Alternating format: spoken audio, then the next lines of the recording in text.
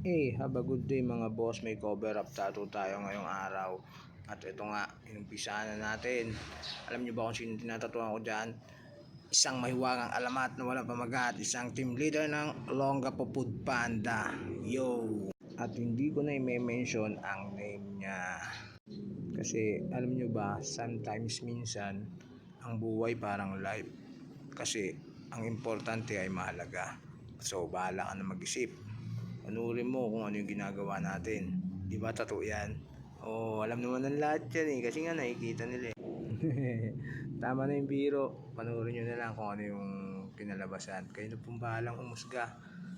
Kung hanggang saan ba yung kakayanan natin. Pero aral lang ng aral. Marami pa akong dapat matutunan. Shoutout nga pala sa kumpare ko dyan kay Patrick Alberto. Siya yung tumulong sa akin para mapag-umpisa ulit magtato. So maraming salamat sa iyo pre. Peace out.